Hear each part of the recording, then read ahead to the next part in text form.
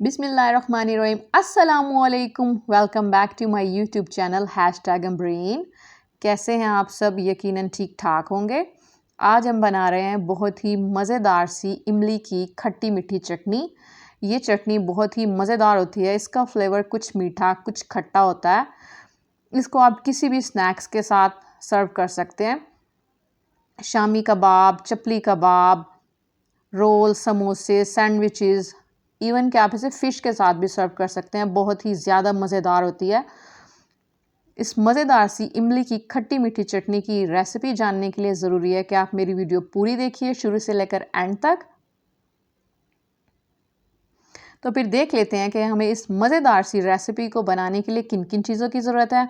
सबसे पहले मैंने हाफ़ kg इमली ली है। इसको हम एक पानी धोकर पैन में डाल देंगे।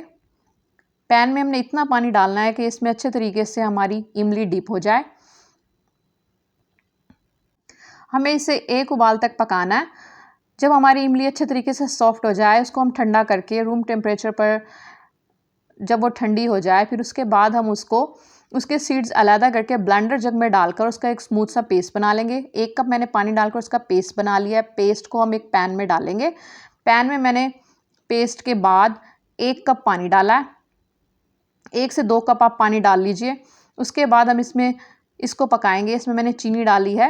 हाफ़ kg मैंने इमली ली है। इसमें मैंने 4.5 कप चीनी डाली है। चूँकि इमली बहुत ज़्यादा खट्टी होती है, इसलिए उसकी खटास को बैलेंस करने के लिए हमें चीनी ज़्यादा डालनी पड़ती है। मैंने 4.5 कप चीनी डाली है।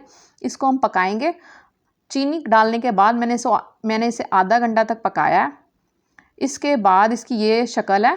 इस वक्त हम इसमें नमक डालेंगे। नमक मैंने डाला है 1.5 टीस्पून और लाल मिर्च मैंने डाली है 1.5 टीस्पून। नमक और लाल मिर्च डालने के बाद इसे अच्छे तरीके से मिक्स करेंगे। मिक्स करने के बाद इसे तकरीबन 10 मिनट तक पकाएंगे।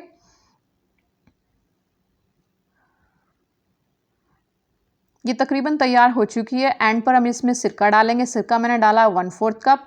ये मज़ेदार सी हमारी इमली की खट्टी मीठी चटनी बनकर तैयार है।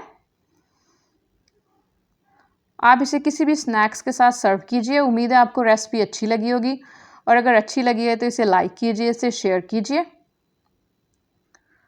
मेरे चैनल को सब्सक्राइब कीजिए, बेल आइकन को भी ज़रूर प्रेस कीजिएगा और ऑल नोटिफिकेशन को भी प्रेस कीजिएगा। मैं आपको इसकी कंसिस्टेंसी चेक करवा देती हूँ। इसकी कंसिस्टेंसी ऐसी होनी चाहिए। अगर आपने इसे थिक बना लिया तो ये रखे रखे मज़ीद थिक हो जाती है, इसलिए इसको इसी कंसिस्टेंसी में बनाइएगा।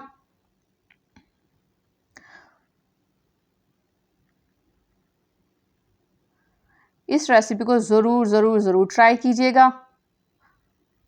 मिलते हैं नेक्स्ट वीडियो में। तब तक के लिए अल्लाह हाफिज़।